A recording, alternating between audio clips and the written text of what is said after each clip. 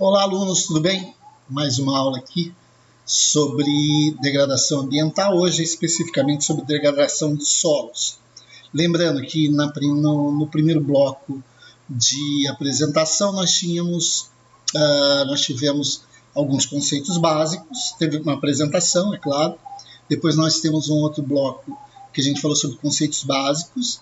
Depois, um terceiro bloco, a gente falou em legislação mineral, legislação ambiental. Depois tivemos um bloco que a gente falou sobre degradação ambiental de maneira geral, né? Principalmente falando sobre fundamentos de pedologia, né? Porque eu esclareci para vocês que onde se mais, vamos dizer, evidencia os impactos ambientais, a degradação, os processos de degradação é no solo. Por isso a importância da gente conhecer um pouquinho sobre os solos. E hoje a gente falou sobre características de solo na aula passada, na aula anterior, e hoje a gente vai falar sobre os principais efeitos da degradação do solo, tá? E depois a gente vai falar um pouquinho sobre degradação da água. Beleza? Vamos lá para o nosso quadro?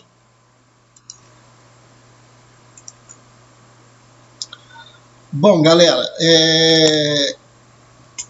essa etapa, né, a gente vai falar agora sobre degradação do solo, né, especificamente, está naquela mesma apostila que eu encaminhei para vocês, né, do curso de recuperação de áreas degradadas da Embrapa. Né, como a Embrapa trabalha muito com pesquisa agropecuária, então, por isso essa questão do solo para eles é importante. Tá? Mas existem outros processos de degradação que a gente vai abordar também. Então vamos lá, né? O que ele entende por solo, por degradação do solo? O processo de deterioração das propriedades edáficas, e tem como uma das principais causas a erosão, né? Propriedade edáfica, pessoal, é com relação às características produtivas do solo, tem a ver com solos agrícolas, né? Mais especificamente com solos agricultáveis. Por isso a importância dessa abordagem. Então, degradação é quando você deteriora essas propriedades dos solos agrícolas.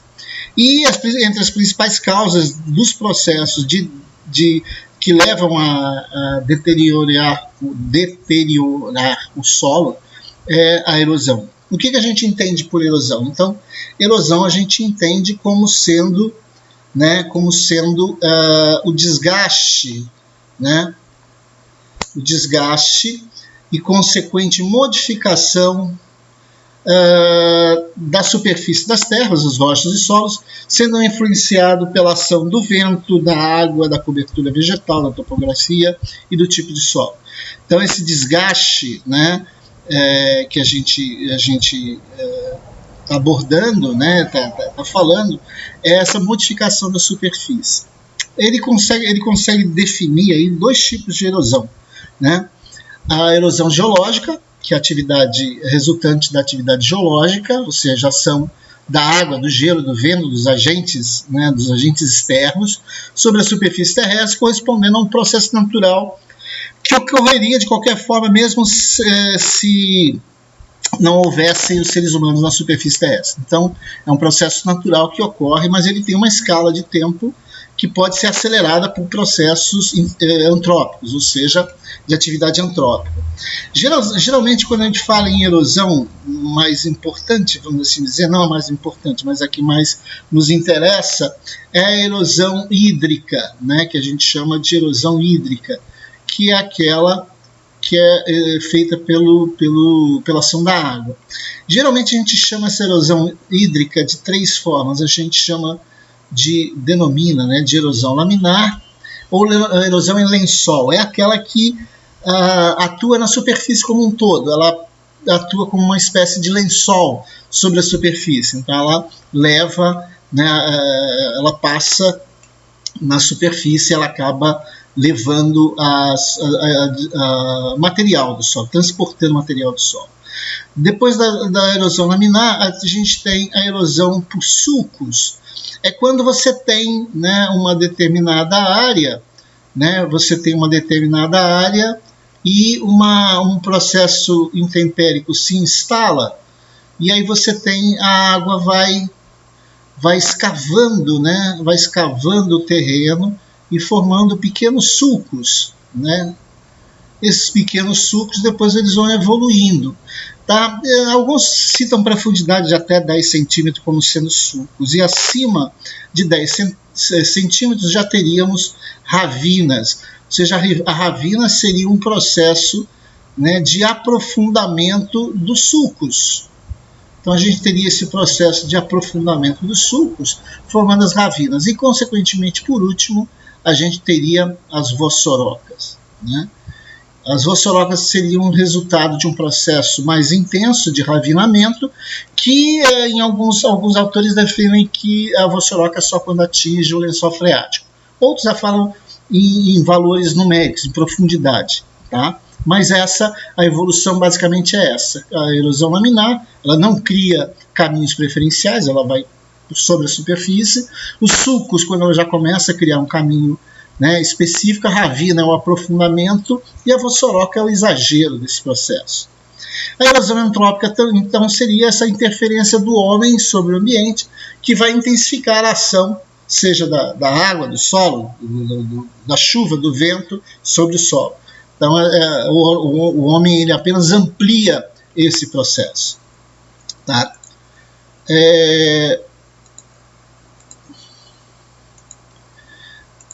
Degradação do solo, então, né, a gente poderia identificar algumas causas desse processo de degradação do solo. Dentre as causas, principal na agricultura, né, a gente lembra de agricultura, seria o manejo inadequado dos recursos naturais, principalmente o manejo inadequado do solo. Mas tem a ver com os processos de desmatamento, consequentemente depois o uso de queimadas para a limpeza do terreno, né, o preparo do solo inadequado, ou seja, uma mecanização que não leva em consideração a topografia, o relevo, e ela pode intensificar processos erosivos. Cultivos intensivos, várias produções anuais, o que acaba exagerando a mecanização e, consequentemente, esgotando o solo. E a ausência de planejamento de uso de práticas conservacionistas. Mas é importante lembrar também que a gente tem a questão da construção de estradas e a própria cidade, os processos de ravinamento, de sulcos e de vossorocas, eles também são intensificados por cortes de estrada mal executados, mal planejados, que também levam à formação de vossorocas. E a gente tem a ocupação desordenada, a Colatina é um caso. De vez em quando a gente tem observado no jornal áreas de ocupação por ser um terreno bastante acidentado, né, uma ocupação feita de maneira desordenada, a população exigindo que o setor público construa muro de arrimo ou que faça muros de contenção, sendo que ocupando áreas que não deveriam ter sido ocupadas porque tem um ângulo de inclinação muito alto. Então isso, né, leva a uma construção, uma falta de planejamento no processo construtivo que vai levar ao risco de queda desse material, de queda dessa residência. Tá? A erosão então hídrica corresponde à ação da água sobre a superfície, promovendo os 3 processos fundamentais: a desagregação, o transporte e a deposição das partículas. Então, quando a gente fala no processo de desagregação, tem a ver com aquele efeito chamado efeito splash, né? Você tem as gotas de chuva, né? Essas gotas de chuva, quando atingem a superfície do solo, o impacto delas, né, vai tirar esse material aqui, ele vai ser lançado a uma certa distância, né, e vai iniciar os processos de degradação. Igual está mostrando aqui, né, o impacto de uma gota de chuva sobre o terreno, provocando esse processo de destruição, né, do material. Aqui alguns outros exemplos, também tudo exemplo de erosão hídrica, erosão provocada pela água, né, por esses caminhos preferenciais que a água toma quando começa o seu processo de transporte. Né. Lembrando só que nós temos, deixa eu lembrar aqui, colocar aqui, que esse processo de desagregação, né, inicia aqui, que é o chamado efeito splash, que eu falei para vocês, tá? Que dá início ao processo. Depois a gente tem um transporte pela água e depois esse material vai ser depositado num outro ponto do terreno. A outra erosão, outro processo erosivo, é a erosão eólica, que consiste na ação do vento, o vento que vai causar a desagregação das rochas, bem como os agregados do solo, e ainda no transporte e deposição de material desagregado. Né, quem já passou pelas dunas de Itaúna já deve ter observado, num dia de muito vento, né, que as areias estão sendo transportadas, estão se movimentando pela ação do vento. Ali é a erosão eólica, o transporte eólico que está acontecendo. Como o transporte ele é mais comum, né, ele é mais importante até 1 metro do solo, né, é mais próximo à superfície, então geralmente o desgaste começa da base para o topo, então vai se desgastando esse processo, né, de desgaste dessa base. Essa estrutura aqui se chama La Árbol de Piedra, que tem lá no deserto de Atacama, lá na Bolívia. Tá?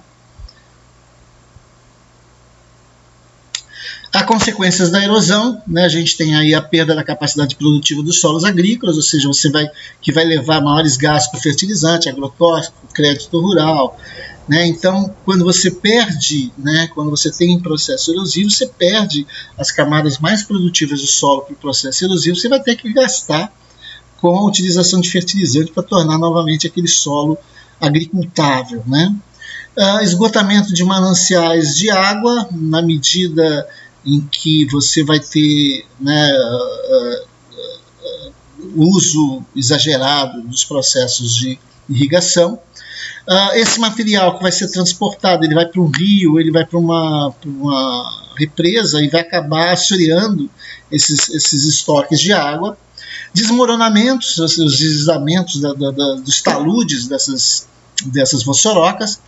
Descapitalização dos agricultores, porque vai diminuir a área agricultável dele e, consequentemente, o êxodo rural, né? A fuga desse pequeno agricultor para as cidades. Essas são algumas consequências dos processos de erosão do solo, consequências sociais e consequências econômicas, consequências ambientais muito evidentes. Né? A vossoroca ela costuma ser, né, o estágio mais avançado da erosão. Né? O poder destrutivo é extremamente alto, né, do que as outras formas, e quanto mais aprofundada, mais difícil de ser contida. Elas vão ser formadas por uma passagem, né, gradual, como eu falei, da erosão laminar para a erosão em sulco, ravina e, consequentemente, chegando ao estágio das vossorocas. Então, aqui a gente tem, né, os pequenos sulcos e ravinas que, no seu processo evolutivo, vão levando à formação das vossorocas, atingindo o lençol freático e tornando o solo encharcado e sem produção nenhuma. Né?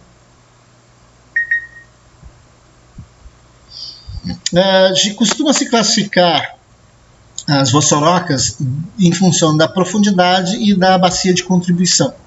Né, o que eu chamo de profundidade seria então essa distância, né, do topo à base da vossoroca. É pequena quando ela tem menos de 2,5 metros de profundidade, média de 2,5 a 4,5 e grande quando tem mais de 4,5 metros de profundidade. Com relação à bacia de contribuição, corresponderia a toda essa área aqui dessa vossoroca. Então, pela bacia de contribuição, se ela for menor que 10 hectares, ela é pequena, se ela for entre 10 e 50 hectares, ela é média, e é grande quando é superior a 50 hectares. Então, é uma classificação relativamente simples da gente entender aí. Quais são as etapas do processo de recuperação e de estabilização de uma vossoroca? Em primeiro lugar, né, mais importante, é iniciar o processo de isolamento da área. Tem que isolar essa área, você tem que colocar uma cerca, né, cercar essa área, principalmente para impedir a passagem de animais, passagem de pessoas, e tentar fazer com que reverter o processo de erosão intensa. Então a primeira coisa é você isolar essa área, né, cercar essa área para você proteger essa área. Depois você vai buscar controlar, né, a erosão, né, na bacia de captação. Então existem técnicas que podem ser utilizadas para você controlar essa erosão na bacia de captação. Uma das etapas é a drenagem da água subterrânea.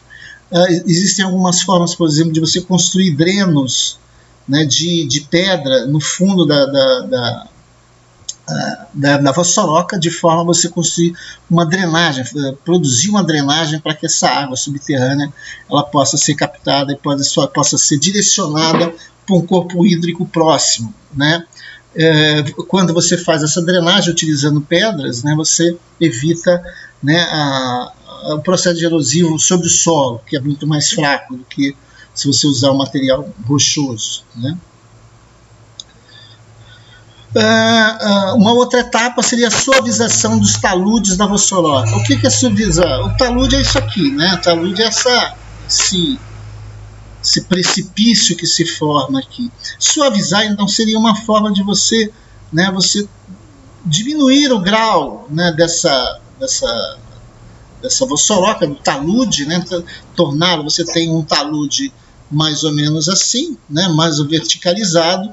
Então, quando você busca processos de suavização, você vai tentar tornar essa área menos inclinada, né, de forma a facilitar os processos de revegetação, né. É claro que isso vai depender de recursos, né, da disponibilidade de recursos, porque vai precisar de máquinas e ferramentas para você fazer esse processo de suavização dos taludes. Construção de barreiras. Essas barreiras podem ser naturais ou artificiais no interior da vossoroca. Uma delas, a gente vai falar um pouquinho mais à frente, são a construção de paliçadas, né, feitas com bambu. Em alguns casos, tem alguns agricultores que usam, né, quando faz alguma limpeza no terreno, quando faz algum tipo de limpeza de galhos, e toda a galhada é jogada aqui dentro, né, de forma aleatória, para que você faça com que esse material, essa vegetação, ela retenha parte dos sedimentos e impeça que esses sedimentos sejam transportados. Seria um fator, né, de retenção de material. E depois você vai revegetar, principalmente esse talude, fazer um processo de plantio de mudas, de gramíneas, para você diminuir o processo de perda de solo por ação erosiva, né? Tem aquele experimento que as crianças fazem nas escolas, onde eles pegam duas caixas, né? Numa delas eles colocam só solo, não, preenche com solo, né? Com uma tubulação saindo aqui, e faz a mesma caixa numa outra etapa, com o mesmo material, só que nesse aqui eles plantam, né? Eles plantam, transferem algum tipo de vegetal, né? E aí fazem o mesmo furo aqui também, e aí eles jogam água para fazer o teste. Eles jogam água, colocam alguma forma de captação da água aqui, uma garrafa PET, por exemplo, cortada no meio, e jogam água nos dois, e quando você vai ver, nessa aqui você vai ter praticamente água escura, o preto é da cor do material que você tirou, que você deixou aqui, ou seja, quando você joga a água, esse material passa direto e carrega os sedimentos. Com a vegetação, você jogando a água aqui, a água ela fica mais transparente, ou seja, você tem uma perda menor de sedimentos. Então, essa vegetação da vossoroca é importante nesse sentido dela reter, né, os sedimentos no solo. E manutenção dessas estruturas, ou seja, manutenção da cerca, manutenção da construção dessas barragens, desse tipo de proteção.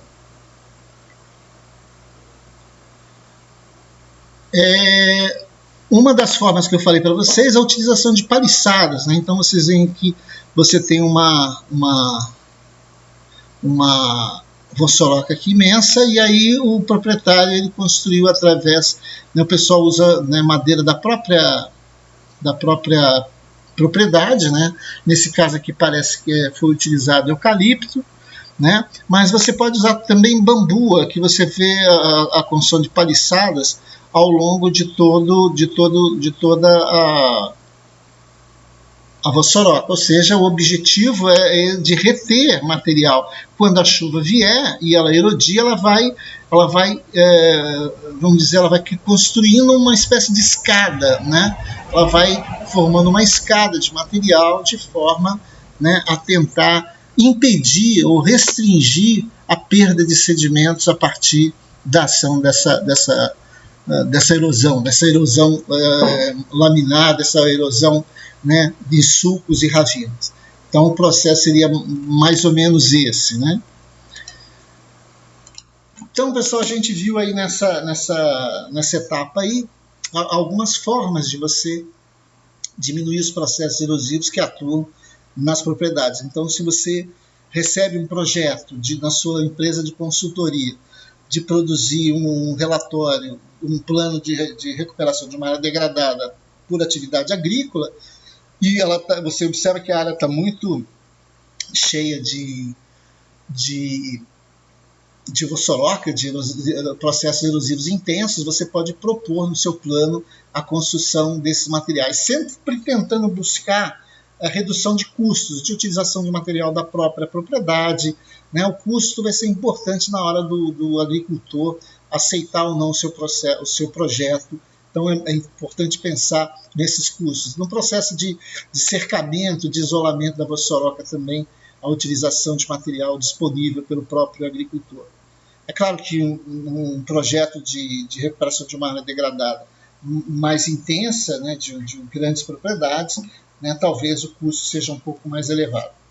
Beleza? Na próxima aula a gente vai falar um pouquinho sobre degradação da água. Tranquilo? Até a próxima aula.